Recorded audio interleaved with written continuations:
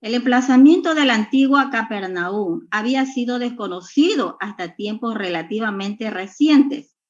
Capernaum significa aldea de Nahum o aldea de consolación, ciudad de gran importancia en el ministerio terrestre. Capernaum dice que es la ciudad en la costa del norte del mar de Galilea. Puede dar su historia hasta el siglo II antes de Cristo. Capernaum dice que aparece en el Nuevo Testamento como el lugar donde Jesús hizo base durante su ministerio. Quítenle, por favor, a su teléfono el tono. Usted, hermana, por favor. Me entró una llamada. ¿Sí me escucha ahí, pastor? Sí. Allá. Su disposición interna parece haber seguido, dice, las líneas del templo o quizás incluso del tabernáculo. Al menos la sinagoga más antigua que aún está en pie, la de los judíos cirenaicos en la isla de Herbert. Tiene, según la descripción de un misionero, el doctor Edward, una disposición tripartita, según el modelo del atrio, del lugar santo y del lugar santísimo. La idea, aún más curiosa, prevalecía de que era preciso avanzar la distancia de al menos 2 puertas dentro de una sinagoga antes de disponerse para la oración, lo que se justificaba con referencia a Proverbios 8, versículo 34, que dice: bienaventurado el hombre que me escucha, velando a mis puertas, cada día guardando a los postes de mis puertas. Otra instrucción dada por el Talmud era la de abandonar la sinagoga con pasos lentos, pero entrar en ella tan rápidamente como fuera posible, por cuanto estaba escrito en Oseas 6, versículo 3. El significado de Talmud, en nombre masculino, libro que contiene la recopilación de la tradición oral judía acerca de la religión y las leyes, Mishnah, y los comentarios a la misma, Gemara. Como norma, dice que las sinagogas eran edificadas a cargo de la congregación, aunque quizás con la ayuda de vecinos ricos. Las sinagogas eran consagradas mediante oración, aunque incluso así no se consideraba completada la ceremonia hasta que alguien hubiera ofrecido las oraciones ordinarias, aunque se tratara de un extraño que estuviera de paso. Se ordenaban normas de decoro a los asistentes a la sinagoga, análogas a las que estaban en vigor en el templo. Se prescribe la decencia y la limpieza en el vestido, el silencio y la reverencia en el coro, con detalles y distinciones casi fatigantes. Dice que las colectas solo deberían hacerse para los pobres o para la redención de los cautivos. Si el edificio estaba en una peligrosa condición de ruina, la sinagoga podía ser derribada, siempre y cuando se edificara otra tan rápido como fuera posible en su lugar. Pero con todo ello permanecía la santidad del lugar, y las ruinas de una sinagoga no podían convertirse en un lugar de duelo, ni ser empleadas como lugar de paso, ni se podían tender ropa, ni redes, ni frutos para secar. El dinero recogido para la reconstrucción de una sinagoga podría usarse en caso de necesidad absoluta para otros propósitos de la congregación. Pero si habían comprado piedras, vigas, etcétera, para el edificio, no se podía volver a vender, sino que eran consideradas como dedicadas. Otro punto muy importante es que la separación de sexos que se observaba incluso en el templo en tiempo de Cristo era estrictamente observada en las sinagogas, haciéndose la tal división por medio de una partición en forma de tabique con rejas y a la que había acceso separado. Dice que esta práctica parece estar simplemente acorde con las maneras y usos orientales de pensar. Pero los rabinos que buscan una justificación escritural para cada disposición, por trivial que sea, encuentran en este caso su justificación en Zacarías 12, del 11 al 14, donde las mujeres son, dice, mencionadas 5 veces como por sí, en su lamentación en oración. En Nehemías 8, versículo 4, nos dice que en donde se leía las porciones prescritas de la ley y los profetas, y se pronunciaban los discursos. En ocasiones había un segundo armario para los rollos de los profetas, donde asimismo se depositaban los rollos fuera de uso y dañados de la ley. Delante del arca colgaba el velum, que se dice velo también, en imitación del que había delante del lugar santo por encima. Se colgaba, dice, el ner o lan para cerca de ella también se encontraba, dice, el candelabro de 8 brazos que se encendía durante los 8 días de la fiesta de la dedicación del templo. Jesús nos habla en Juan 10, versículo 22, prescritas de la ley y de los profetas. Toma y se pronunciaban, dicen los discursos. Ahí donde usted dijo, donde usted escribió ner, ¿ve? Y luego olam, y luego para, es ner ahí, que significa lámpara. Entonces usted corríjalo y quítele la D a ner, quítele la D y póngale ahí, y quite la olam, olam significa eterno, y póngale lámpara. Ok. ¿Entienden ustedes, mis hermanos? ¿Quién no entiende lo que está pasando ahí? No, sí está claro, pastor. Ok, entonces borra olam, le borra la D a ner, porque ner significa lámpara, y es lo que dice ahí, entre paréntesis, y ponga lámpara. Eso es para que entiendan ustedes eso, ¿eh? Y eso se llama menora. Otro paréntesis usted puede abrir ahí. Sigue, hermana, por favor. Amén. Jesús nos habla, dice, bueno, ya terminé. Vamos a las prácticas posteriores. La siguiente. Dice, las prácticas posteriores no tienen por qué ocupar nuestra atención aquí. Por último, se debería señalar que al principio la gente probablemente estaba de pie en las sinagogas o se sentaba en el suelo, pero al alargarse más los servicios se tuvieron que proveer asientos. La congregación se sentaba de cara al arca. Por otra parte, los gobernantes de la sinagoga, los rabinos, los fariseos distinguidos y otros que buscaban la honra de los hombres, demandaban los primeros asientos, que eran puestos con la espalda al arca y de cara a los adoradores. Estos asientos, que tienen el mismo nombre que en el Nuevo Testamento, eran objeto de una especial ambición. Eso nos dice en Mateo 23, versículo 6. Gracias, pastor. Esta es mi presentación. Ahí están mis bibliografías. Ok, gracias. Le dije 20 minutos y usted retomó 17. Ok, mis hermanos. Derribaréis sus altares y quebrantaréis sus estatuas y sus imágenes de acera, consumiréis con fuego y destruiréis las esculturas de sus dioses y raeréis su nombre de aquel lugar. Ok, o sea que el Señor escogía de las tribus el lugar donde Él quería poner su nombre. A eso me refiero.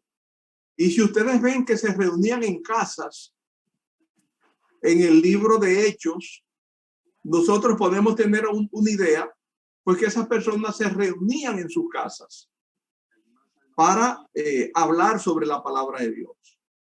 ¿Entienden? Ahora, estos fariseos eran una cosa seria, así como ustedes están viendo hoy en día a pastores que están inventando en las iglesias que la salvación se pierde porque el Señor Jesús desgajó a Israel del olivo y que luego injertó a los gentiles para luego sacar a los gentiles salvación perdida y volver a reinjertar a Israel.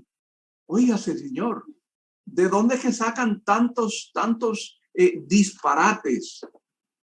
¿Entienden por qué yo les digo a ustedes y les hablo del contexto? Del contexto. El cultural es importante porque tú puedes interpretar la palabra de Dios.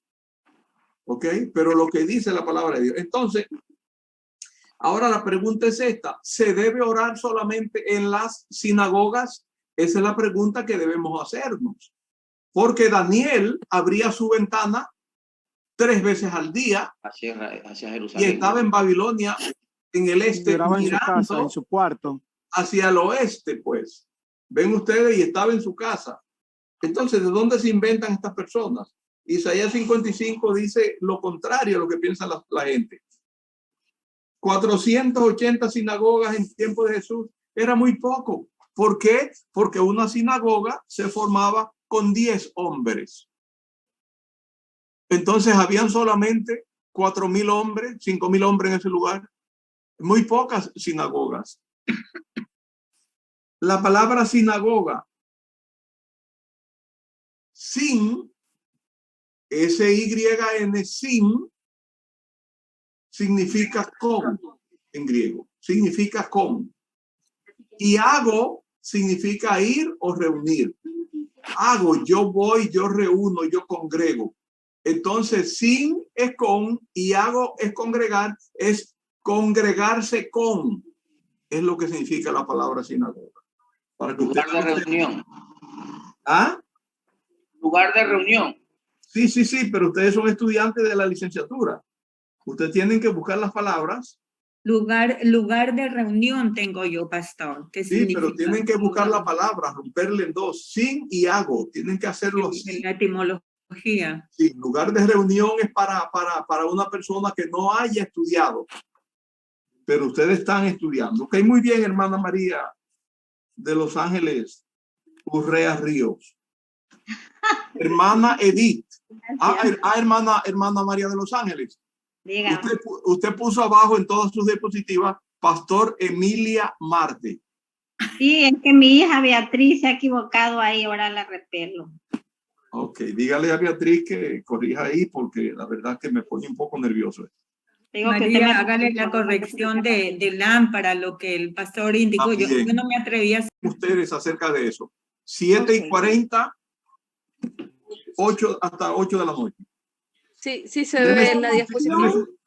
Ok. Se ve la claqueta, sí. Deme su título. Relación de los fariseos con los saduceos, esenios y con el evangelio de Cristo. Ok.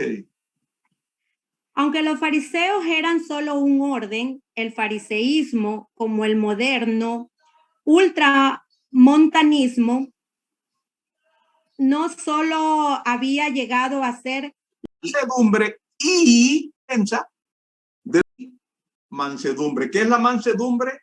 Es la combinación de humildad y sumisión. Imagínese usted cuando dicen humilde sumisión es la palabra mansedumbre. Ajá, ¿y qué más? Ante todo el que os demande razón de la esperanza que hay en vosotros. Cristo Jesús. ¿Ven ustedes, mis hermanos? Es importante. Ahí viene la clase de apologética ahora. Y esa palabra defensa, pastor, es apologis, que es apologética. Claro, apología, eso es. Entonces quería decirle eso acerca de Montano. Y otra cosa importante, ustedes van a buscar a Tertuliano y este montanismo con la habladera en un éxtasis y un balbuceo extraño se extendió tanto en toda Galacia, en todas esas iglesias por ahí, que incluso Tertuliano, escuchen esto, Tertuliano cayó en ese rollo también. Uno de los padres de la iglesia cayó en ese rollo también, porque es muy contagioso el balbucear y caer en éxtasis. Contagia mucho, mucho, mucho. Ok, muy bien, hermana. ¿Usted consiguió, Fabiola, lo que le pedí? Pastor, yo tengo, por si acaso. Sí, hermana Fabiola, que se está ganando sus puntos. Perdón, pastor. Lo que pasa es que estaba en lo de Montano, pero ya lo averiguo. Ok, entonces me lo investiga, por favor. ¿Qué dice usted, Anita? Ya, correcto. Dice Jesús y los esenios. Los evangelios ni ninguna otra sagrada escritura dan razón de ello. Es pues un profundo misterio de esta etapa crucial en la vida de este gran maestro. Al respecto tanto de la tradición esotérica de los teósofos, investigué la palabra teósofos, ¿cómo es que se llama? Es una religión aparte. La teosofía. La teosofía, exacto. De la antigüedad como investigadores contemporáneos.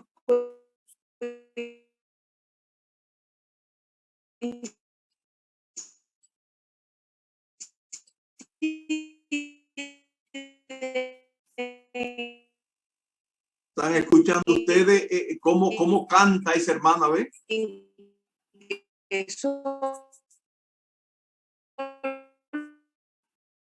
Pastor, y es que piensan que a raíz de los manuscritos que se encontraron en el Mar Muerto, el Señor Jesús pasó con esta secta, de ahí es que viene esa creencia. Exactamente, pero ya ustedes tienen dos respuestas. Número uno, se piensa que estuvo con los esenios, y número dos, o número uno, es un gran misterio. ¿Entienden ustedes? Es un gran misterio y digan de frente, no sabemos, pero se cree que estuvo con los esenios por cómo era Cristo Jesús, porque recuerden ustedes, él era Dios, pero también era hombre 100%. Y como hombre 100%, él se limitó mucho, puso aparte muchas veces, aún siendo omnipresente, omnipotente, omnisciente, muchas veces dijo que no sabía. Puso aparte, puso a un lado muchas veces su conocimiento. Solo entonces, algo importante, pastor. Dice que los esenios consideraban su fraternidad como la presencia en la tierra de las enseñanzas de los hijos y las hijas de Dios. Ellos eran la luz que brilla en las tinieblas, que invita a la oscuridad a convertirse en luz. Así para ellos, cuando un candidato solicitaba ser admitido en la escuela, esto significaba que dentro de él se había puesto en marcha un completo proceso de despertar el alma.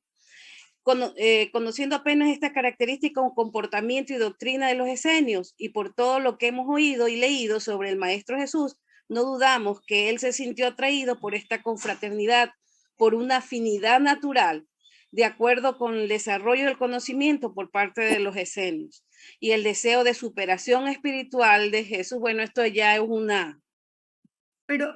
Pero esas son suposiciones, pero claro, no lo pueden probar, no lo han podido probar.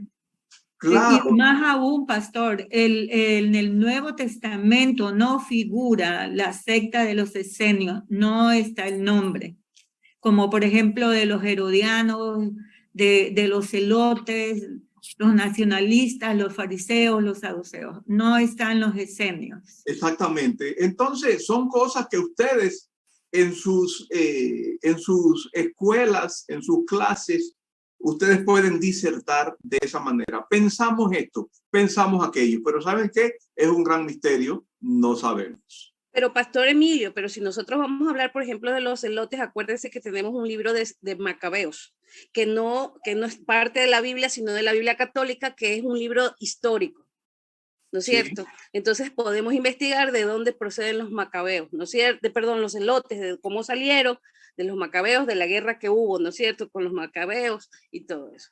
Sí, podemos hacer esas cosas, pero cuando no sepamos, no opinamos, decimos es un misterio. Ah, pero ¿qué cree usted? Ya es diferente. Entonces usted da su creencia. Es igual que si la Biblia guarda silencio, usted haga así, mire, y cállese también. Pastor, quizás ellos no se los escuchan ni se leen de los esenios. Quizás por un comentario que yo lo dije antes, ¿no? Lo estuve investigando. Dice que ellos optaron por una vida más tranquila, separada de la agitación política, religiosa y social que predominaba entre los judíos. Quizás por ello se apartaron de toda esta bulla y tantas cosas que sucedieron, ¿no? Puede Está ser. bien, está bien. Muy bien, hermano.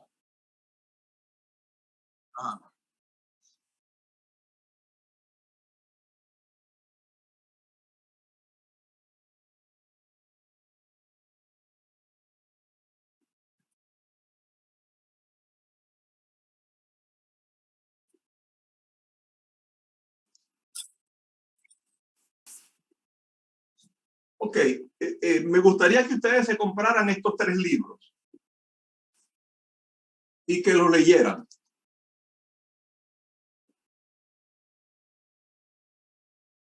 Flavio, pues. Yo tengo uno, pastor, uno de esos. Trátenlo los 3. Antigüedades de los judíos. De los judíos, ajá. Flavio Josefo, 1, 2 y 3. Me gustaría que ustedes lo tuvieran porque es como tener una Biblia. Y así comienza el primer tomo en el principio cuando Dios creó el mundo, ¿ve? Para que ustedes vean qué pensaban los judíos acerca de la creación del mundo y por qué no quieren creer en la Biblia. Ok, muy bien. Hermano Leonel. Amén, pastor. Buenas noches. Ya comparto. Dios te bendiga. Amén, pastor. Gracias. Tiene 15 minutos. Gracias. ¿Cuál es su capítulo? ¿Ah? Los niños y los esclavos, así como las mujeres.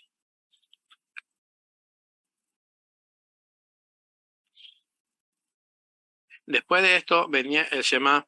El lector no podrá dejar de observar la luz que la enseñanza de la Mishnah aporta a la invitación llena de gracia de nuestro Señor. Venid a mí todos los que estáis fatigados y cargados, y yo os haré descansar. Llevad mi yugo sobre vosotros y aprended de mí, que soy manso y humilde de corazón, y hallaréis descanso para vuestras almas, porque mi yugo es cómodo y mi carga ligera. Eso lo podemos ver en Mateo 11, capítulo 28, versículo 11, 28, 30. Estas palabras deben haber tenido en verdad una significación especial para los que recordaban la lección rabínica en cuanto a la relación entre el reino de los cielos y los mandamientos, y comprendían ahora cómo por la venida del Señor tomarían sobre sí primero el yugo del reino de los cielos y luego el de los mandamientos, encontrando entre sí yugo fácil y la carga ligera. La oración tras el Shema era como sigue. Cierto es que tú, Jehová, nuestro Dios y el Dios de nuestros padres, nuestro Rey y el Rey de nuestros padres, nuestro Salvador y el Salvador de nuestros padres, nuestro Creador, la roca nuestra de salvación, nuestro auxilio y libertador. Tu nombre es eterno y no hay Dios junto a ti. Un nuevo cántico cantaron a tu nombre los que fueron libertados. Junto a la orilla, junto a ellos, te alabaron y reconocieron como Rey, diciendo: Jehová reinará sin fin. Bendito sea el Señor que salva a Israel. Las posturas antisaduceas expresadas en esta oración no dejarán de ser observadas por el estudio de aquel periodo, mientras que también quedará impresionado por lo apropiada que es y por su belleza. El Shema y las bendiciones que lo acompañaban parecen haber sido pronunciados en la sinagoga ante el atril, mientras que para la siguiente serie de oraciones, el que dirigía las devociones se adelantaba y se ponía delante del arca. De ahí la expresión subir delante del arca para dirigir en oración. Esta diferencia de posición parece implicada en muchos pasajes de la Mishnah, que hace la distinción entre decir el Shema y subir delante del arca. Las oraciones ofrecidas delante del arca consistían en las llamadas 18 eulogias. Las eulogias. Las elogias son como un lenguaje fino y alabanza de gracia hacia Dios. Las oraciones delante ofrecidas constituían las llamadas 18 elogias o bendiciones y constituían la tepilá o suplicación en el sentido riguroso del término. Estas 18, o más bien en la actualidad 19 elogias, son de varias fechas, siendo las más antiguas las 3 primeras y las 3 últimas.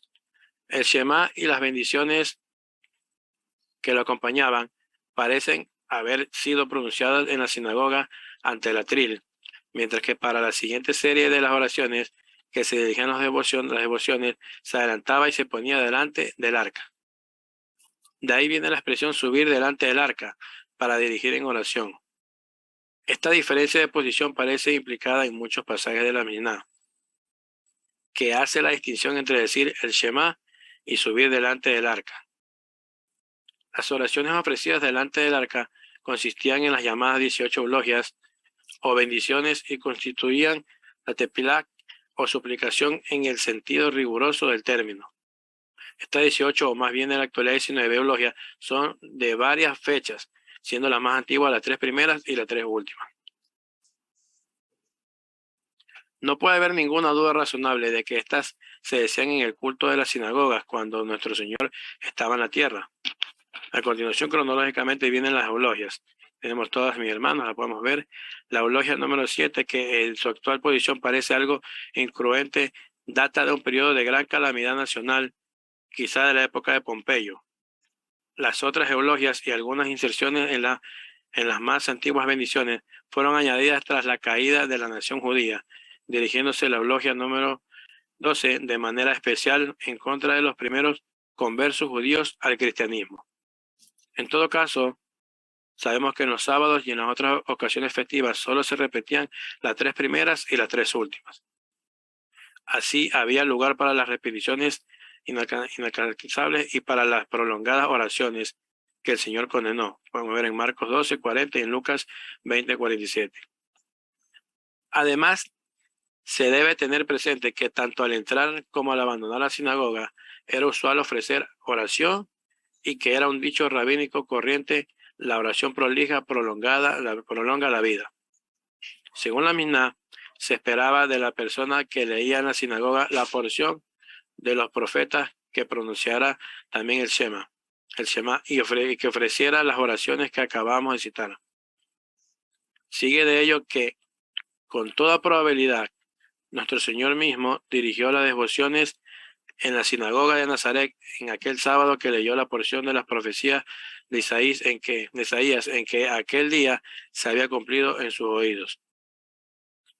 Y no es posible resistirse a la impresión de lo especialmente apropiadas que hubieran sido para la ocasión las palabras de estas oraciones, en particular la de las eulogias número 2 y 12.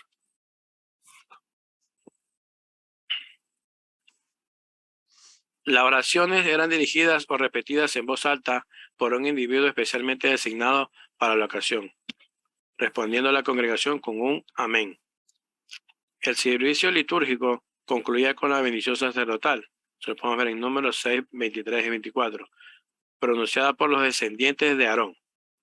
En caso de que no estuviera presente ninguno de ellos, el legado de la congregación, como era llamado el que dirigía las devociones, repetía las palabras de las Escrituras en su contexto. Al dar la bendición, los sacerdotes elevaban sus manos hasta los hombros, en el templo hasta la frente.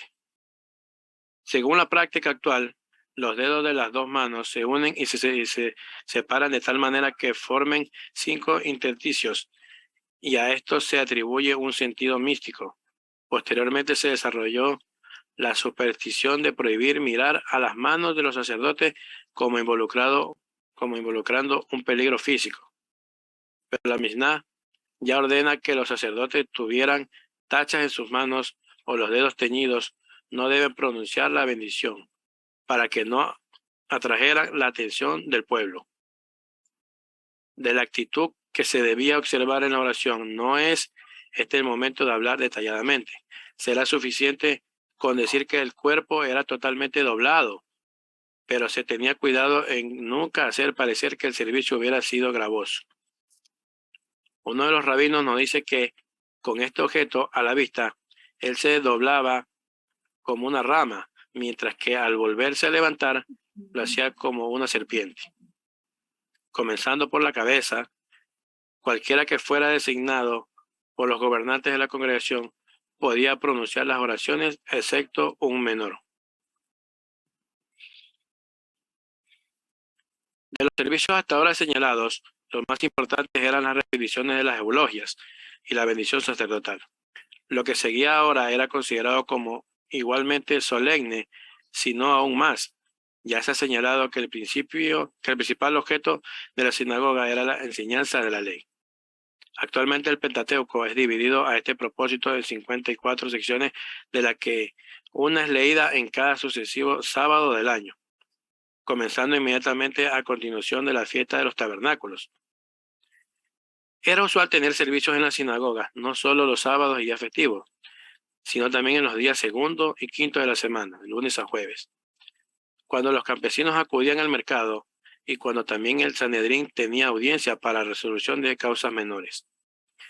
En estos servicios de entre semana solo se llamaban a 3 personas para leer la ley, el día luna nueva y en los días intermedios de una semana festiva, 4 en días de fiesta, cuando se leía también una sección de los profetas, 5, y en día de la expiación, 6. Incluso a un menor se le permitía leer y si estaba calificado para ello, actuar como meturgermán. ¿Qué significa meturgermán? Es un religioso de la sinagoga hebrea que tradujo oralmente las escrituras. La lectura de los profetas iba frecuentemente seguida de un sermón o discurso, con el que concluía el servicio. El predicador era llamado Darsak y su discurso un Derasak. Cuando el discurso era una erudita disertación teológica, especialmente en academias, no era pronunciado directamente al pueblo, sino susurrando al oído de un orador que explicaba a la multitud en un lenguaje popular los pesados dichos que el rabí le había comunicado a él sucesivamente. Eso es mi presentación, pastor, mis hermanos. Okay, y una preguntita, vuelva hacia atrás, hermano, vuelva a las páginas hacia atrás. Está bien, deje esa. Ah, ya, esa es. No, deje esa de atrás. Una pregunta, no, la de atrás. Ok, una pregunta ahí. ¿Cómo usted escribió eso así? ¿Cuál, pastor?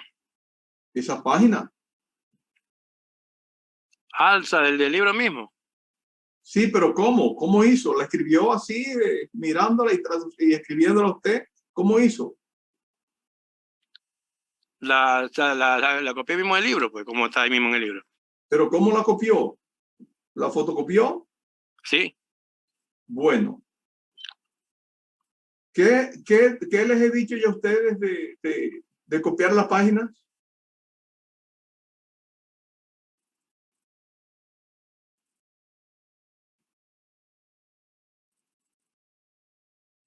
Si usted fotocopia las páginas, o si usted le saca copia, o si usted las escanea y las pone en su trabajo, usted no ha hecho el trabajo.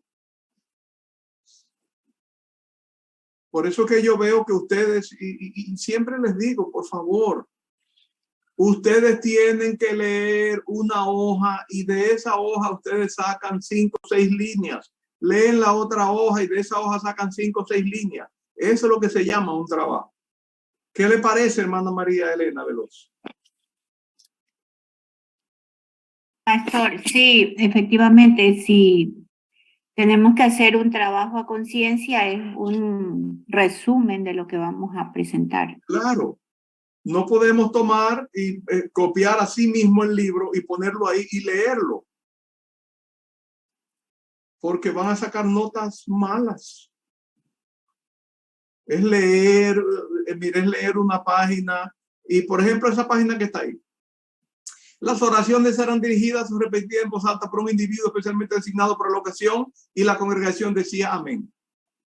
Se terminaba esto con la bendición sacerdotal. En caso de que si no estuviera esta persona acá, quien dirigía la devoción podía hacer esto.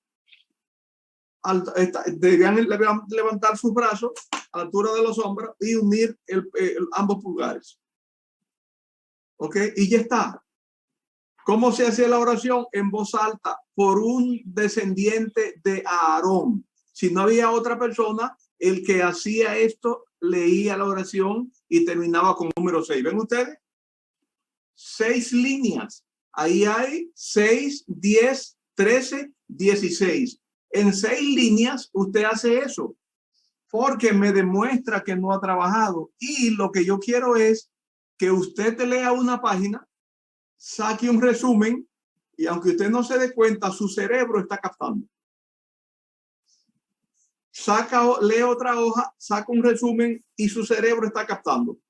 Y después une todos esos resúmenes y vuelves y los lee. Su cerebro está captando. Y después lo pasa en PowerPoint y su cerebro está captando. Y al final vuelve y los lee y su cerebro está captando. ¿Ven ustedes? Entonces no podemos poner buenas notas. Y por eso muchos de ustedes van a tener muy malas notas. Está bien, mi hermano. Muy bien. ¿Alguna opinión? Yo iba a decir. Pastor, puedo decir, como el hermano dijo algo de la Misná y de la Gemara, aclarar que son 2 componentes del Talmud, un texto importante del judaísmo rabínico, solo superado por la Biblia hebrea. La Misná fue escrita alrededor del 200 después de Cristo y se basa en la ley oral anterior, mientras que la Gemara, así se dice, Gemara, se completó alrededor del 500 después de Cristo y consta de los comentarios y explicaciones sobre la Misná. Esa aclaración, padre. Gracias, mi hermano. Gracias, mi hermano Leonel. Hermano Jorge, ¿está listo? Para que ustedes entiendan esto de la literatura, porque es un poco complejo entenderlo, ¿sí? La siguiente página, por favor.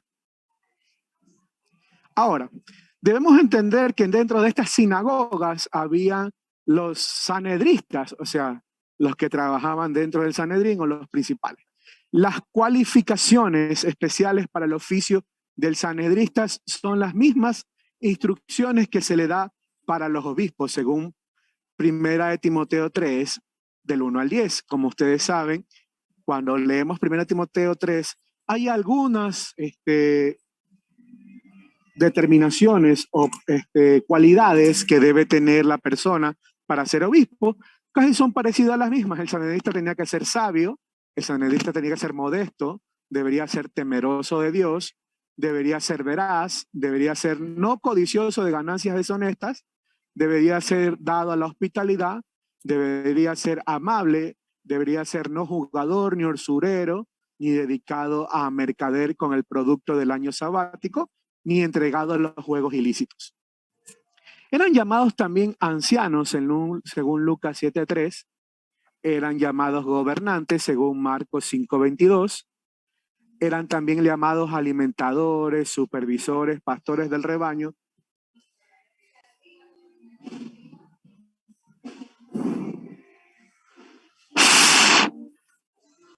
También dentro de la liturgia debemos encontrar que dentro de estas sinagogas estaban los recolectores de la caridad y recogida.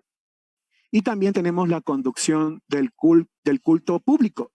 Dentro de los recolectores de la caridad y recogida, tenemos a Gebai Sedachak, o recolector de la caridad, según Daniel 12:3, por cuanto conducen a muchos a la justicia cuando hablan de estas personas que recogían estas pequeñas limosnas o ofrendas que se presentaban Estos hombres eran los cuales conducían a muchos y se dice que los conducían a la justicia hablando de cuán bondadoso podía ser la persona. Muchos piensan que estos recolectores de caridad que debían ser hombres de buena reputación y que deberían ser fieles. Muchos fueron modelos para el diaconado en la iglesia primitiva. Se cree que este fue el modelo para el diaconado en la iglesia primitiva. Ahora, en cuanto a las limosnas, eran recogidas a intervalos regulares cada semana, de bien en dinero, de bien en víveres, o al menos se empleaban 2 personas, y esto era lo importante, pero ¿para qué? Para que recogieran esta recolecta y 3 en las distribuciones de la caridad, para que no pase algo que siempre pasa, porque siempre a veces hay imparcialidad, entonces se dividía 2 personas para dar la recolecta y 3 personas para la distribución, para que de alguna manera los que recogían y otras personas sean las que distribuyen. Así había equidad y así había parcialidad. Dentro de la conducción del púlpito público, tenemos al Matthew Herman, que traducido al habla vernácula, lo que se leía en las escrituras hebreas, y que también el Darshan, que exponía las escrituras, o bien la ley tradicional, en un discurso y pronunciando después de la lectura del Actarak, o sesión de los profetas.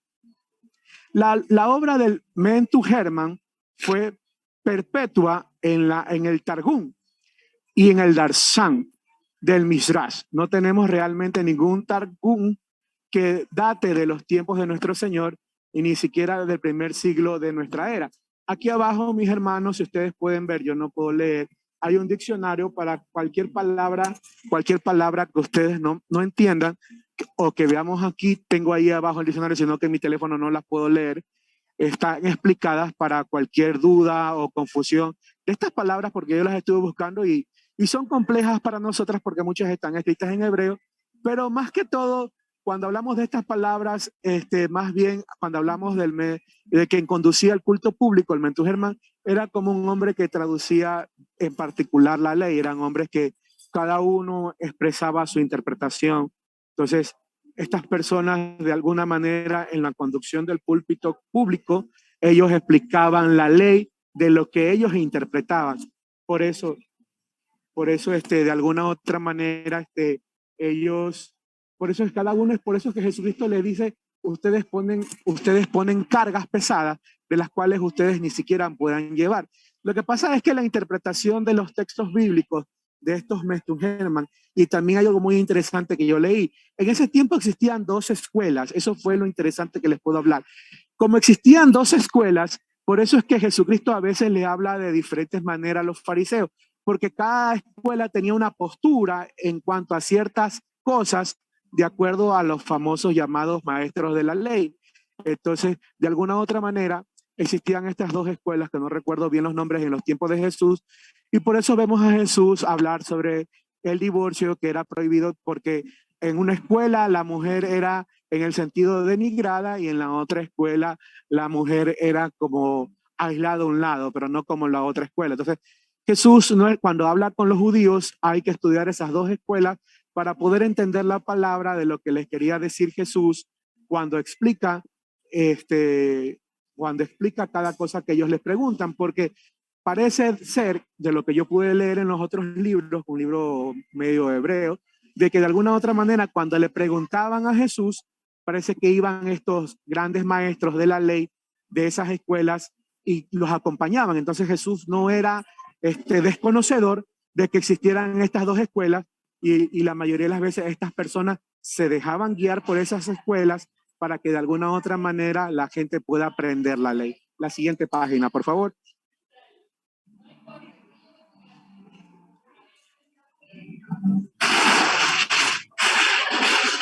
Aquí tenemos el Targumín. El Targumín es una interpretación en arameo de la Biblia hebrea, producida o compilada por los judíos desde finales del siglo del templo hasta los comienzos de la Edad Media. El Targum quiere decir que es una traducción de las escrituras al arameo vernáculo. Naturalmente, tales traducciones podían ser bien literales o bien más o menos parafraseadas. Esa es otra de las cuestiones de estos maestros de la ley. había maestros de la ley que eran muy literales al implantar las cosas y otros maestros de la ley de los tiempos de Jesús parafraseaban ciertos versículos y eso hacía que cada uno tuviera su interpretación, cada uno tuviera su manera de ver lo que el versículo decía o de lo que la palabra decía. Cada targum representaría también de manera natural las especiales perspectivas del traductor y sería de interés al ofrecer una indicación de las ideas de entonces que entonces prevalecían y de la manera en que entendían las escrituras, mostrándose cuál era la teología popular de aquel entonces. Entonces cada uno creaba su propia teología y cada uno creaba su propia interpretación teológica hablando de estas personas que eran los targumí, las personas que interpretaban la ley. La siguiente, por favor.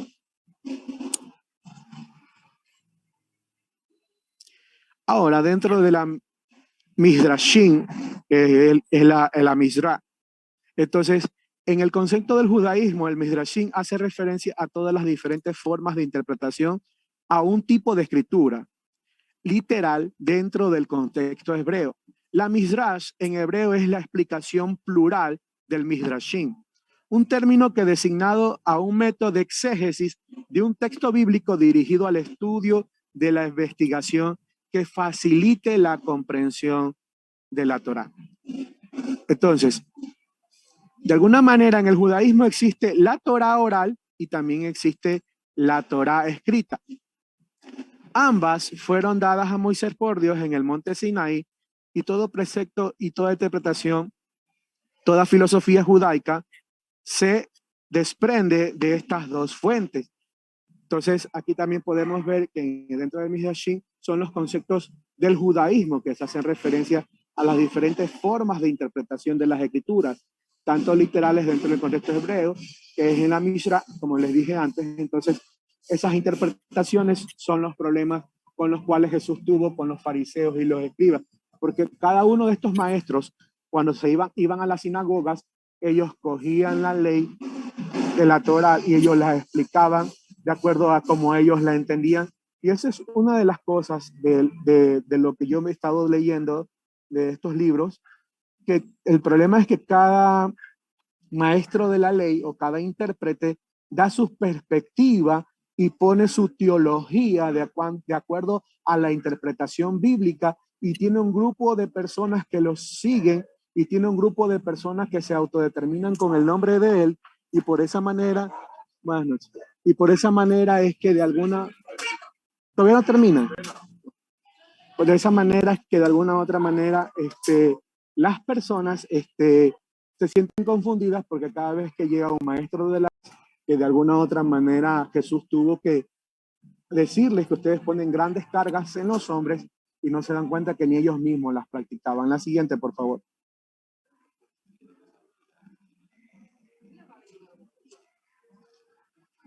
Dentro de los escritos pseudoepígrafos, que son los libros apócrifos, se les llama libros pseudoepígrafos, o sea, de los autores falsos o mentirosos, y son los descubiertos en los últimos tiempos. El problema de los libros apócrifos o pseudoepígrafos son los libros que de alguna manera ya se descubrieron casi por el tiempo en que estaba Jesús. Entonces, son los libros apócrifos que fueron escritos por autores judíos y en estos días los leían ampliamente. En aquellos se describe la adoración en el templo, así como la historia de la revuelta macabea que empezó en el año 167 a.C. Su temática puede ser descrita como tratando principalmente de las profecías aún incumplidas y se expresa en un lenguaje imaginativo tomado, entre otros, del libro de Daniel. De hecho, parecen intentos de imitar ciertas porciones de aquellas profecías, solo que su panorámica en ocasiones es más amplia. Todo lo que significa adscrito o asignado falsamente o que se obsteta falsamente en nombre de alguien, se le asigna este nombre a las obras religiosas escogidas principalmente por los siglos II antes de Cristo. Entonces, cuando hablamos de estos libros pseudoepígrafos, son los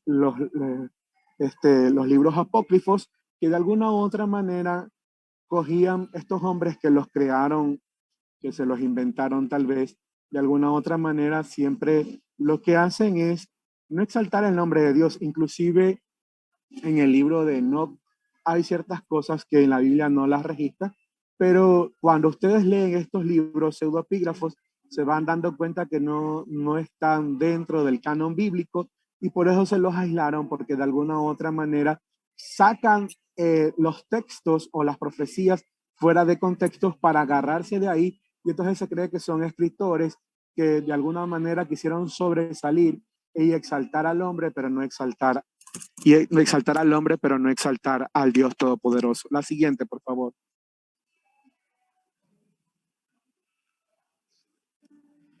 Aquí también tenemos algo importante. Si ustedes ven en la imagen, aquí está el halashás. Vemos aquí al maestro de la ley enseñando el halashás. La halashás indica las determinaciones legales establecidas que constituían la ley oral. El objetivo del halashás, halachap, era explicar de manera detallada y aplicar a todos los casos posibles los principios establecidos en la ley de Moisés, así como también rodearla, así por decirlo, de un valle a fin de imposibilitar la transgresión involuntaria. Es decir, que de alguna manera el halashás era la interpretación de la ley oral, y entonces el halashás lo que hacía era explicar de manera detallada, haciendo que la persona no incurra en la ley de Moisés, o sea, tratar de ayudarle a que no caiga en los errores de... Y entonces aquí vemos al maestro tratando de explicarle a las personas que lo seguían el halashás. Entonces el halashás no solo tenía la misma autoridad que la ley de los Moisés, sino que al ser expositiva era en ciertos respectos aún más estimada que la misma ley de Moisés. ¿Por qué?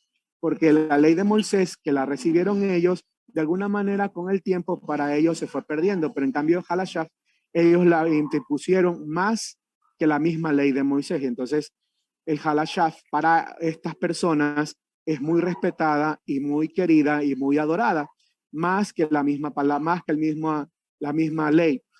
Era considerada como igualmente el Pentateuco, la revelación de Dios a Moisés,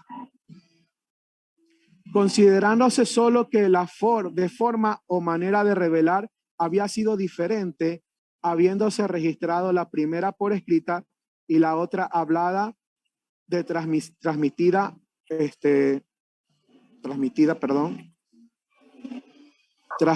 oralmente. La siguiente, por favor.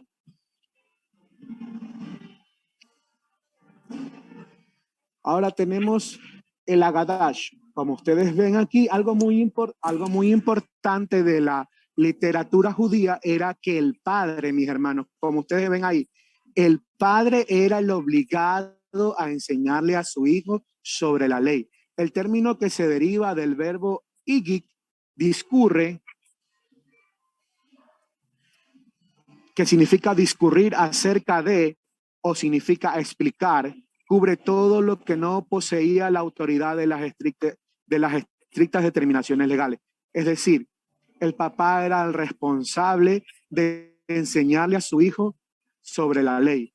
Era leyenda o historia o moral o exposición o discusión o aplicación. En resumen, todo lo que la fantasía o la predilección de un maestro decidiera hacerla, de manera que siempre podría de una u otra forma conectarla con las escrituras o con una halashá. Originalmente había 4 de estos cánones para relacionar el Hadash con las escrituras. Tenemos dentro de las cuales tenemos el Herán, que determina el sentido llano de un pasaje, el Peshá. Segundo, tomar las letras aisladas de una palabra como indicación o enteras. Tercero, el derush o exposición práctica de un pasaje. Y cuarto, encontrar el sok misterioso o sentido místico de un versículo de la palabra. Entonces, originalmente había estos 4 cánones del Ahadat, la cual permitía hacernos el Erán, que era determinar el sentido llano del pasaje. Segundo, tomar las letras aisladas de una palabra como indicación o enteras. Tercero, el Derush, o era la exposición práctica de un pasaje. Y 4, era encontrar el Sok, lo misterioso, el misterioso sentido místico de un versículo o palabra. El problema de los judíos que siempre han tenido, mis hermanos, es que ellos ven mucho las cosas místicas. Por eso vamos a ver más adelante sobre las cábalas, porque cada vez que ellos leían la ley, las interpretaciones eran cabalísticas, eran místicas. Y entonces hay cierto sentido dentro del judaísmo, la parte de estudiar las partes ocultas de la palabra. La siguiente, por favor.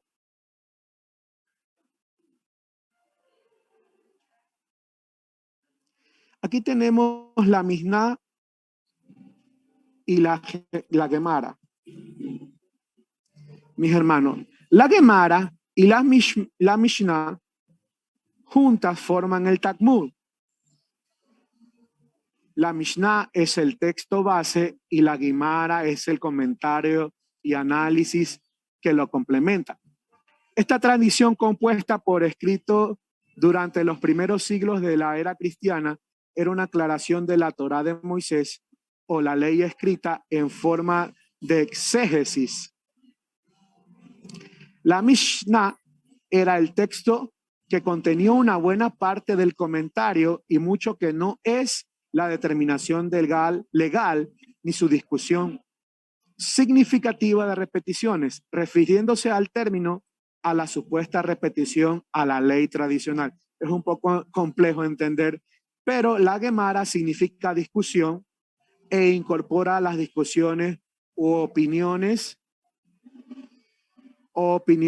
de los rabinos acerca de o con respecto a la Mishnah. O sea, la Gemara significa que el rabino discutía o incorporaba discusiones u opiniones, mientras que la Mishnah es la que juntaba. Perdón, que no pues, ahora sí. Por ello, el texto de las Mishnah es siempre dado en páginas del Talmud que reproducen aquellas discusiones del parlamento académico teológico judío y lo que constituye la Gemara. Entonces, dentro de la Gemara y las Mishnah tienen que ir juntas, porque la una es, de alguna manera, es el texto y la otra es la interpretación, para que más o menos lo puedan entender y más que todo,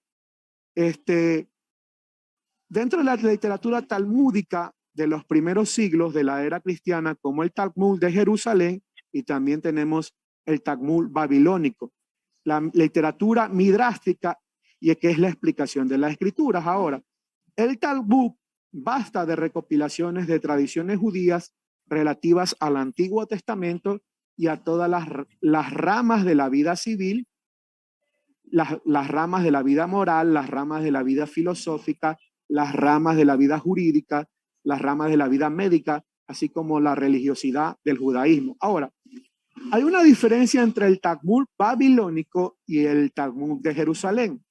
El Talmud babilónico fue cuando se creó en el tiempo en que el pueblo estaba en Babilonia, mientras que el Talmud de Jerusalén fue compuesto también de lo que pude haber leído, fue en unión con el Talmud babilónico. Ahí se sacó el Talmud de Jerusalén.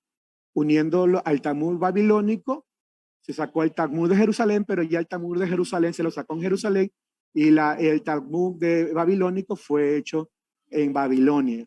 Por eso es que existen 2 Talmud que ellos los manejan. De alguna manera, ellos, las 2 escuelas manejaban cada uno los Talmud, que es lo que pude leer en un libro, manejaban cada uno el Talmud de lo que ellos pensaban si querían, pero de alguna manera para crear el Talmud de Jerusalén se utilizó el Talmud babilónico. La siguiente, por favor.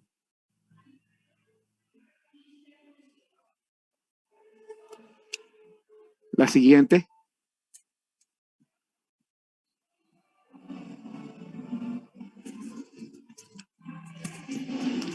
Hola, la siguiente.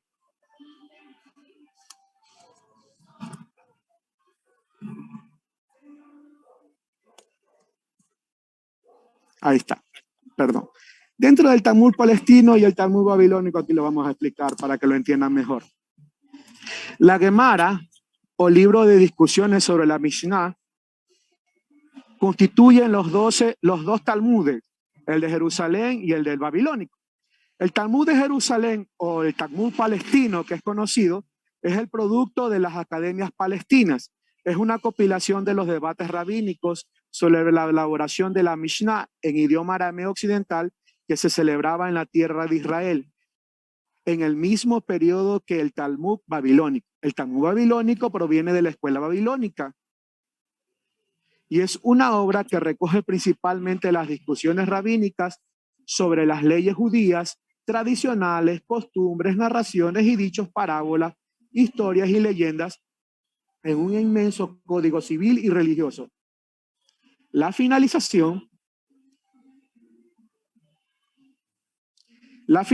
del Talmud de Jerusalén o Talmud palestino, Talmud, doctrina, conocimiento, data a mediados del siglo IV de nuestra era, y el Talmud babilónico a mediados del siglo VI.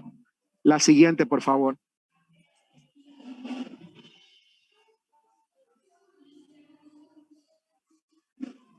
Y aquí es con la que le hablaba las cábalas, hermanos. Como ustedes ven en la imagen, si ven las interpretaciones de la palabra para los judíos o para los grandes maestros era a través de cábalas.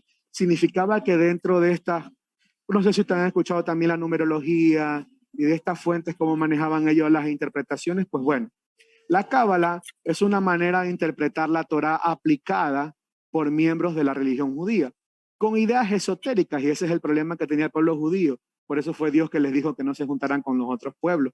Esotéricas y tesofícas tratan de lograr un entendimiento de Dios y la creación, y de la creación, teniendo en cuenta que los elementos intrínsecos de estos están más allá de la capacidad del intelecto. Ellos trataban de interpretar la palabra a través de cosas místicas. Creen, sin embargo, que se puede percibir a través de una contemplación y una iluminación que dicen que viene a ser la transmisión de una revelación concerniente a la naturaleza de la Torá y de otros asuntos religiosos.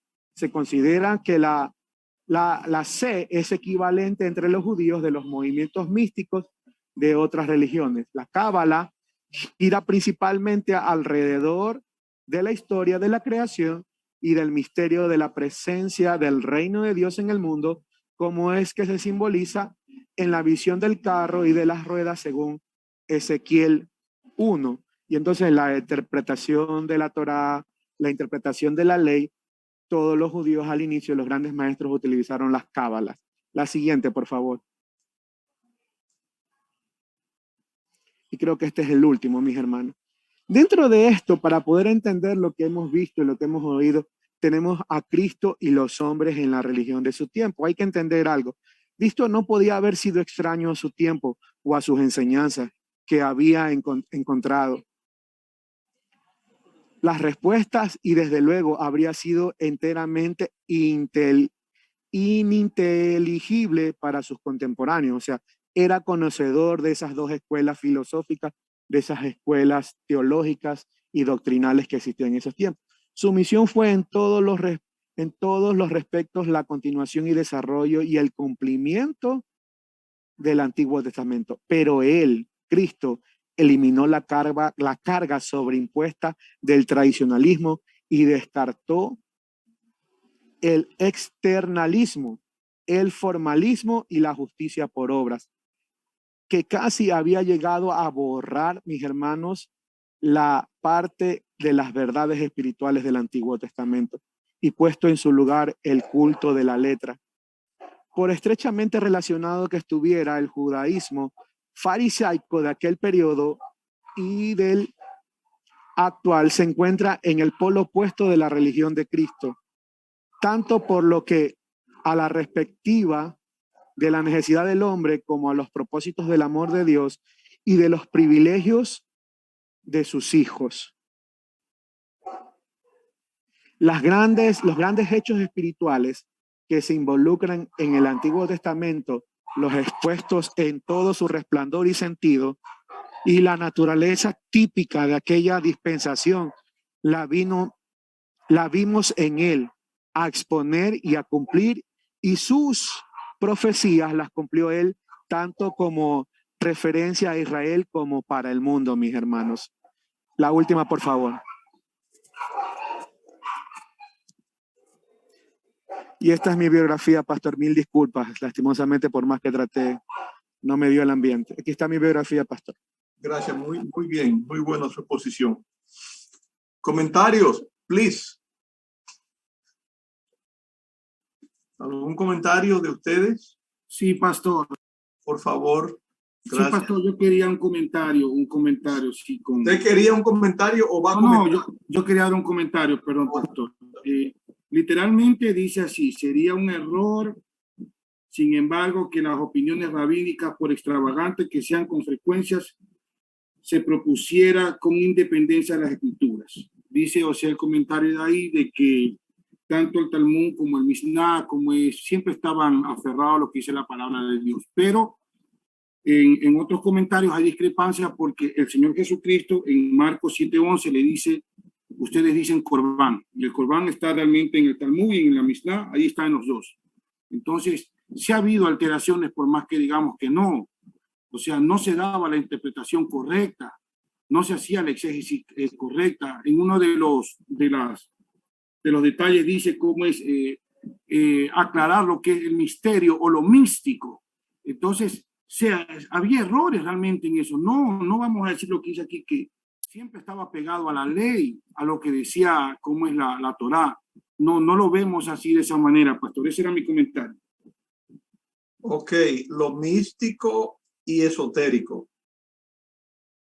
¿Qué más? Y las cábalas, pastor. Las cábalas. Sí, eso yo iba a preguntar.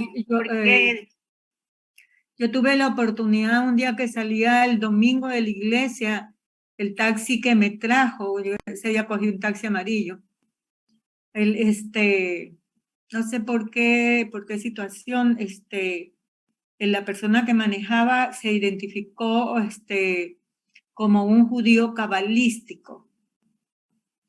No había escuchado eso yo. Si hubiéramos tenido esta materia antes, hubiera más o menos tenido idea. De eso de enseñado por un rabino, por un judío cabalístico. Un grupo que estudia la Torá, pero de forma cabalística, teniendo en cuenta el zodíaco, teniendo en cuenta el movimiento de las estrellas.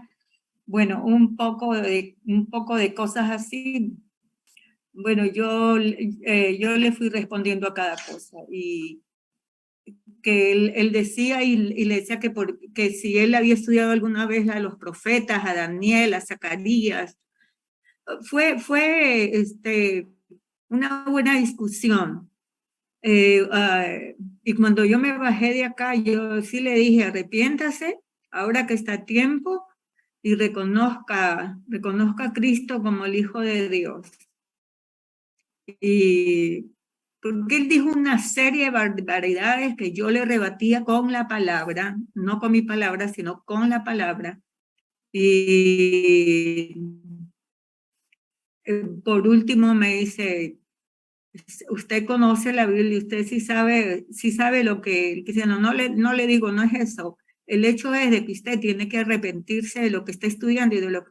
Nunca en mi vida había escuchado eso, pero este hombre era enseñado por un judío, un rabino, judío, rabino cabalístico, que decía cábalas cuando se levantaba, que tenía las llaves de yo no sé qué, una serie de cosas, ¿no? Sí, entonces, la palabra es Kabbalah, o sea, recibir. Recibir en hebreo, sí, es lo que se compone de dos o tres cosas. Primero, saber. Segundo, saber. O sea, es recibir el saber lo místico y lo esotérico. O sea, prácticamente es la superstición latina. El Pero él cábala era es la enseñado por un superstición rabino, por latina. un judío, pastor. Sí, es No justamente latino. cabalístico. Pastor, ¿puedo leer algo de lo que está diciendo la hermana Fabiola? Aquí dice, cábala, creencia religiosa. La cábala es una disciplina y escuela de pensamiento esotérico relacionada con los esenios y el judaísmo hasídico.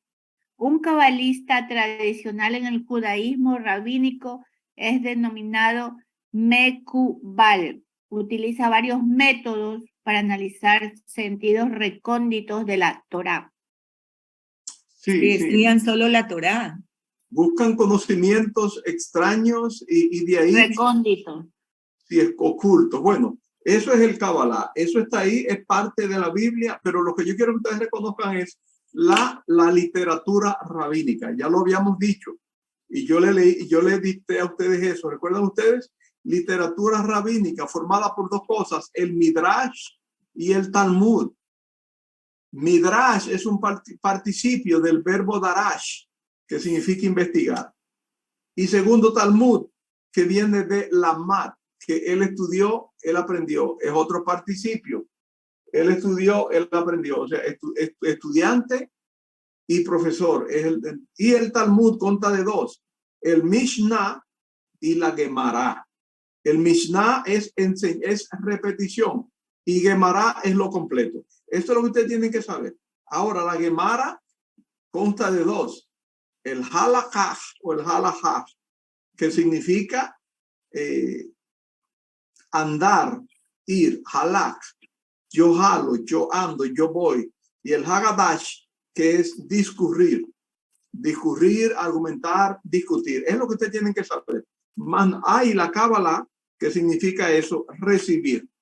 Es lo único que usted tiene. No es parte del Talmud, de la literatura rabínica, sino que es ellos lo inventan para decir que repiten, que reciben enseñanzas esotéricas, místicas, que están ocultas en la Torá, y por eso se llama recibir. Entonces, mis hermanos, eso es todo. No vamos a insistir más en eso. Les agradezco mucho. Ahora anoten, por favor.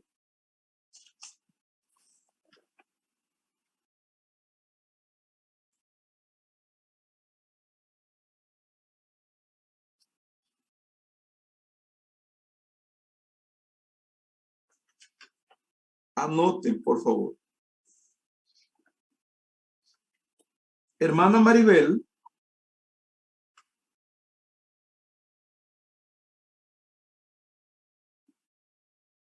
Sí, pastor. Yo voy a querer que usted reemplazca al hermano Jorge. ¿Ok? Que usted le ceda su turno al hermano Jorge, ¿ok? Está bien, pastor. Entonces, gracias, hermana Maribel, gracias. Hermana Maribel, el libro es Guía Holman. Ustedes lo han visto ahí, que yo se los envié, ¿ok? Guía Holman. ¿Quién lo ha visto? El libro. 440 páginas, pastor. ¿Cuánto? 440 páginas creo que tiene. Yo creo que 399. Uno de pasta azul es el que yo vi, tiene 400 algo. Bueno, yo lo tengo con 399 páginas. Depende. Vamos a chequear eso. Vamos a ver en la licenciatura Exemaní, cuando les envíe el libro, que son tres personas. Son tres personas. En la Biblia no lo va a encontrar. Primera de Juan 5:7, 5:8. No está en los manuscritos originales. Tres son los que dan testimonio en el cielo y los tres son uno.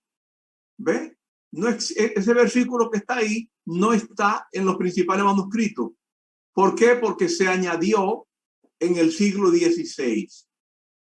Erasmo de Rotterdam no lo puso en sus primeros dos comentarios griegos. No lo puso.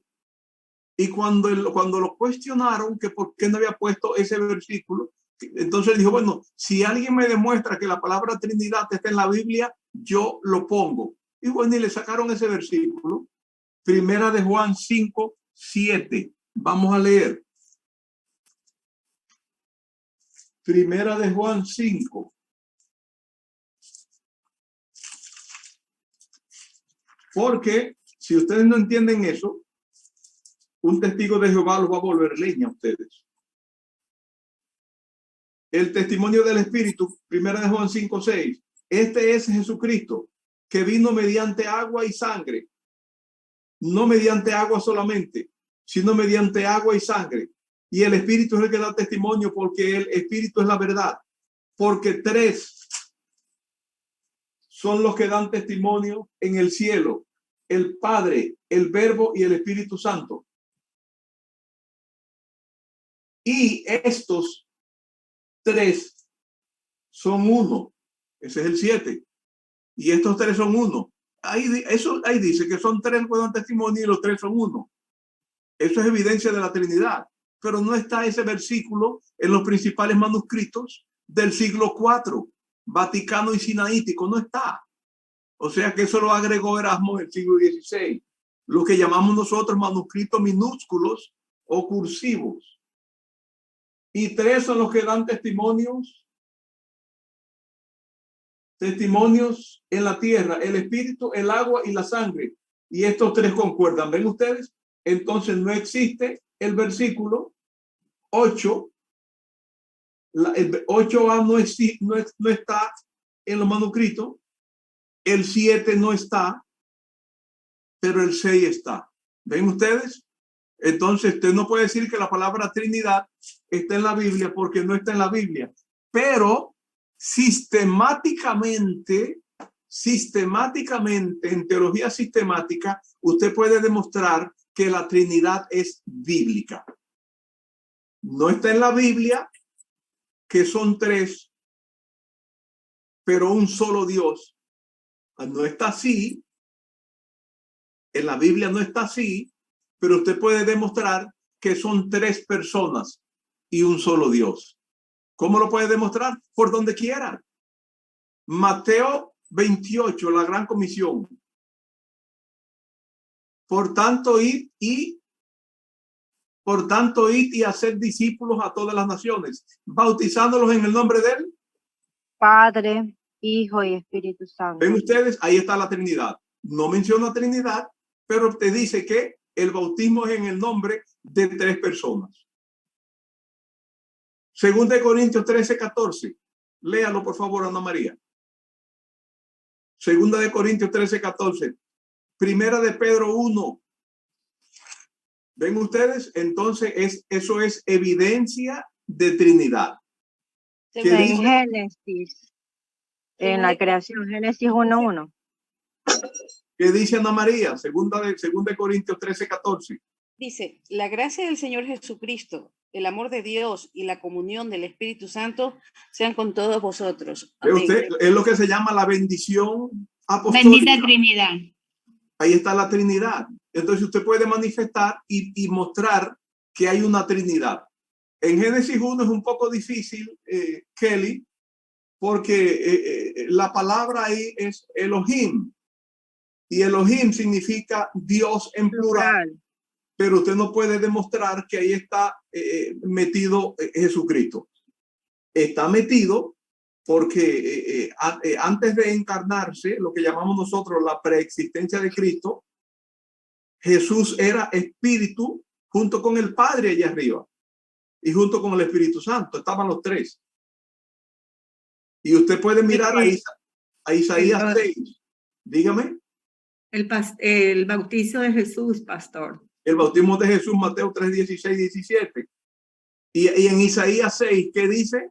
Cuando Isaías tuvo problemas. Isaías 6:8. El 6 Josías había muerto. ¿Quién enviaremos? ¿Quién irá por nosotros? Exactamente. ¿A quién le está hablando el Señor? ¿Le está hablando a los ángeles? No, los ángeles son criaturas. No. Ahora, pero ¿cuándo escuchó Isaías eso? Isaías escuchó eso cuando él dijo, ay de mí, yo le llamo eso el sexto ay de mí que soy muerto, porque vivo, porque siendo inmundo de labios, vivo en medio de un pueblo de labios inmundos. Y fue un serafín y tomó un carbón encendido del altar y le pasó por la boca y le dijo, tus pecados son quitados. Y cuando le quitaron los pecados, entonces él oyó la conversación del Padre. ¿Qué significa eso? En una aplicación de una predicación bíblica, hermenéutica o exegética o homilética, eso significa que Dios, usted no escucha la voz de Dios cuando usted vive en pecados. Eso es todo. Juan 9:31. Ana María, Juan 9:31. Pastor, Génesis 3:22. Un segundo, César. Un segundo. Dios no te escucha, usted no escucha la voz de Dios cuando está en pecado. Y Dios no te escucha a ti. De acuerdo a Isaías 6:8 y a Juan 9:31. ¿Qué dice Juan 9:31, Ana María? Y sabemos que Dios no oye a los pecadores. Dios no escucha a los pecadores. O sea que si usted insiste en vivir en pecado, Dios no te va a escuchar. Y si tú insistes en vivir en pecado, tú no vas a escuchar a Dios. Claro, no es que tú escuchas la voz de Dios, pero tú sientes algo dentro de ti que te va guiando y llevando, que es el Espíritu Santo de Dios. Entonces, ¿ustedes me entienden lo que estoy explicando o tienen duda? No. Hermano César, diga. En Génesis 3:22, pastor, se relaciona con la Trinidad cuando Dios dice, y dijo Jehová Dios, he aquí el hombre es como uno de nosotros, sabiendo el bien y el mal. O sea, está hablando en plural. Claro. Y también en la Torre de Babel, descendamos y confundamos.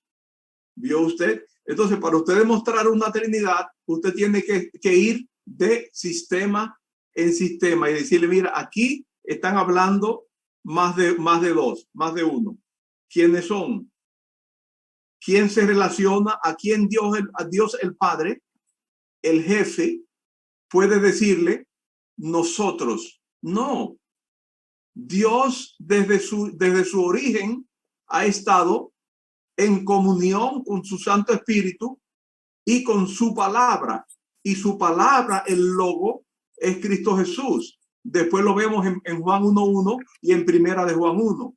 ¿Entienden ustedes? Entonces ustedes tienen que aprenderse eso para presentar defensa y hablarle claramente así. Porque si te vas de frente y le dices, no, que es Primera de Juan 5, 7, 8, ¿sabe qué? El testigo de Jehová le va a decir, perdóname, usted es un ignorante. Y va a comenzar a hablarte de los manuscritos del siglo IV. Conoce los manuscritos sinaísticos, Vaticano, conoce el alejandrino, el efraímico, ¿entiende? Y usted le va a decir, no. Pero cuando usted dice los principales manuscritos, este y este, no existe la palabra Trinidad. Sin embargo, en el bautismo de Jesús, sin embargo, en la gran comisión, sin embargo, en la bendición apostólica, sin embargo, en esto, sin embargo, en esto, nada más en el Nuevo Testamento, porque no puedes ir al Antiguo Testamento, porque te va a decir sí, pero vas a discutir fuerte con esa persona. No, pero que Jesús nació en Belén. ¿Cómo tú me hablas del Antiguo Testamento hace 1500 años? Entonces no te puedes meter en ese campo a menos que tú tengas tiempo y estés preparado o preparada para demostrarle a esa persona cómo son las cosas. Mira, aquí está hablando un solo. Mira, aquí están hablando más de dos. Miren Isaías tanto. Mire esto y esto y esto. Y debes tener conocimiento bíblico para eso. Entonces, Ana María, Pedro, Ana María y Leila, léanse ese librito sencillo de 150 páginas. Pedro, Ana María y Leila, léanse el librito de esta sexta de 66 páginas. ¿Hay alguna duda para recordarles de nuevo o estamos bien? ¿Ah? Está bien, pastor. Gracias. Ok, entonces usted misma, Ana María, dígame. dele gracias a Dios y necesito, por favor, que le dé gracias a Dios por sus aflicciones y que el Señor le permita más aflicciones. ¿Sabe por qué? Porque es una bendición que Dios allá arriba mire hacia abajo y diga aquella de los lentes. Déjame mandarle otra aflicción más, porque Él siempre le permitirá una puerta para salir. Y no diga que no, porque Él la quiere usar. Yo lo sé y por eso yo le doy gracias a Él. Sí, yo sé, pastor, pero es duro, pastor. Bueno, pregúntele a Jesús qué fue lo que le pasó en el Calvario. No, nada más haga eso. Pregúntele a Jesús, maestro, ¿qué te parece? ¿Qué me parece qué, Anita? Allá la situación del Calvario. Anita, por Dios, ¿cómo me hace esa pregunta? Y luego dígale, maestro, ¿y qué fue lo que pasó cuando usted estaba orando allá? Que le dijo al Padre desesperado, Señor, si puede pasar de mí esta copa. ¿Qué pasó ahí? ¿Qué pasó? ¿Estaba flejando? ¿Estaba débil, maestro? ¿Qué pasó? Entonces él demostró. 1 Corintios 10. Hay aflicciones, pero al final tú puedes ver una puerta. Eso es para cuando ya tú no puedes más, tú llegues gateando a esa puerta y ahí va a tener la salida. Es como cuando te estás ahogando, que alguien te saca por el cabello. La verdad es que en estas aflicciones, pastor, yo he visto la fidelidad de Dios en mi vida. Entonces no se queje, pídale al Señor que si viene la aflicción, Señor, usted me la manda, yo la recibo, usted verá cómo me ayuda. Y ahora con la tarea estoy más afligida, no mentira. Eso es lo que le digo. Hermana María Elena, ¿qué dice usted? Que el Señor la sostiene y no la va a dejar caer. Exactamente. Usted está agarrada. En sus brazos estará siempre. El Señor te tiene agarrada, ¿ves? No eres tú a Él, porque tú te puedes zafar. Es Él a ti. Tienes que entender eso. Y Él no te va a soltar. Él no te va a desamparar. Hebreo 13. No temas. Hebreo 13, 5, 6. María Elena, por favor. Y con eso terminamos. ¿Alguien quiere comentar? Hebreos 13, 5, 6. Juan 16, 33 también dice las aflicciones. Así es. Hebreos 13, 5, 6. ¿Qué dice? Sean vuestras costumbres sin avaricia, contentos con lo que tenéis ahora, porque Él dijo, no te desampararé ni te dejaré. De manera que podemos decir confiadamente, el Señor es mi ayudador, no temeré lo que me pueda hacer el hombre. Amén. Okay. Cuando veamos griego, ustedes van a ver los tres negativos. Tres negativos de Hebreo 13, 5, 6. Porque yo no te dejaré. Te dejaré. Porque yo te nunca desampararé. jamás te abandonaré. Yo no te dejaré. Nunca te dejaré. Jamás ni nunca te abandonaré. Cuando veamos los tres negativos juntos, no te dejaré jamás ni nunca, jamás, están los tres juntos, te desampararé. Y tú dices, wow, el Señor me dice que no, jamás, nunca, jamás me desamparará. Y usa tres negativos griego, para que tú entiendas que Él no te va a dejar. ¿Pasas aflicciones? Pues claro, Juan 16, en el mundo tendréis aflicciones. ¿Dónde vivimos? ¿Dónde Confiad. estamos? En el mundo, pero confiad. Yo he vencido. Yo he vencido al mundo. Y no dice que lo venceré, ya. He vencido. ¿Qué es lo que vence al mundo? Vuestra fe. Hermana Ana María, por favor, diríjanos una oración. Muy bien, pastor. Hermanos, oremos. Amantísimo Dios y Padre de la gracia, Señor, te damos, Señor, estamos muy gratos, Señor, contigo. Tenemos nuestro corazón, Señor, se regocija saber que tenemos un Dios todopoderoso, Señor, un Dios todo, Señor. Padre eterno y santo, Señor, te agradecemos porque tú eres nuestro Padre, Señor, y tú no nos desamparas, Señor. Tú siempre permaneces a nuestro lado, Señor, como nuestro guardador, nuestro cuidador, nuestra fortaleza, nuestra fuerza, nuestro sustentador, mi Dios. Podemos ver, Señor, todo lo que tú haces día a día con nosotros, Señor. Yo lo he visto, mi Dios. No he podido ver tu rostro, Señor, pero veo tu generosidad, tu fidelidad.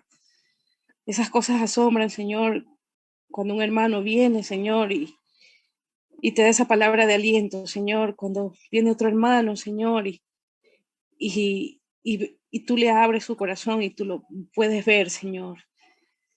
Señor, no se tratan de cosas muchas veces materiales, Señor. Se tratan de las cosas, Señor, espirituales. Y todo eso es el amor, Señor. Porque he podido ver, Señor, en hermanos, Señor, que en este tiempo de aflicción, Señor, han estado a mi lado. Y usted sabe quiénes son, Señor. Yo le agradezco por eso. Bendito Señor, bendiga sus vidas, mi Dios.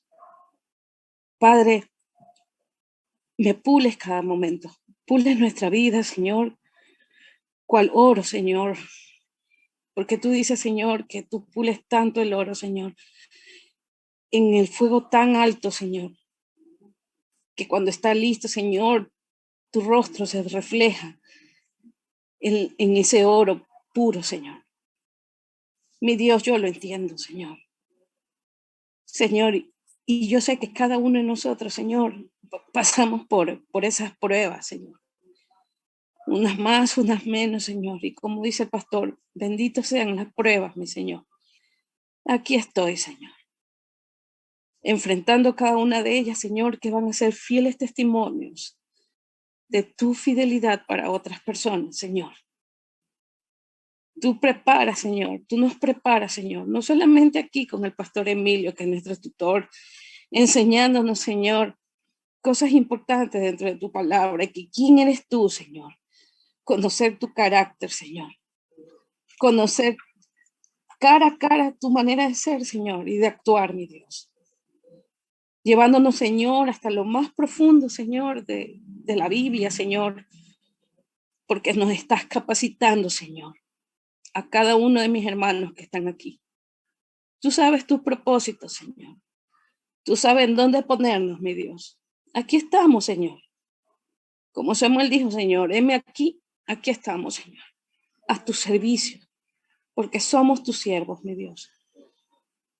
Señor, solo ayúdanos, Señor, a fortalecernos nuestro corazón, Señor, cuando vengan esos tiempos difíciles, mi Dios. Gracias por este tiempo bonito, Señor. Qué tan edificante, Señor, es conocer tu santa palabra y la exposición de los hermanos que lo hicieron perfecto, Señor. Gracias, Dios, por la vida del pastor Emilio, por la vida de la hermana Albita. Gracias por la vida de cada hermano, mi Dios. Bendígalos. Guarda nuestra alma, Señor, ahora que vamos a descansar, Señor. Permítenos tener un buen descanso, mi Dios. Gracias por todo, Señor. Y, Señor, la gloria y la honra siempre será para ti, Señor. Y lo hemos podido ver, Señor, también en los partidos de fútbol del Mundial, Señor. Cómo te alaban, Amén. Señor. Cómo Amén. Te glorifican, Señor. Amén. Que todo el mundo entero, Señor, mire al cielo, Señor, como decía el apóstol Pablo, porque tú estás allí. Gracias, Señor. Miramos al cielo. Señor, miramos tu fidelidad y tu gran amor, Señor. Gracias, Señor, porque eres lo más maravilloso que tenemos en nuestra vida. Eres nuestro todo, mi Dios. Bendito sea, Señor, en el nombre santo y bendito de Cristo Jesús. Amén y amén. Gracias, Señor. Amén. Amén. Dios les bendiga. Amén. Dios Amén. les guarde siempre. Bendiciones, pastor. Bendiciones. Amén, Gracias, buenas noches, pastor. Buenas noches, hermanos. Bendiciones, bendiciones. Dios bendiga, pastor. Gracias. Dios bendiga, pastor. Dios bendiga. Cuídense. Dios les bendiga. Cuídense, por favor.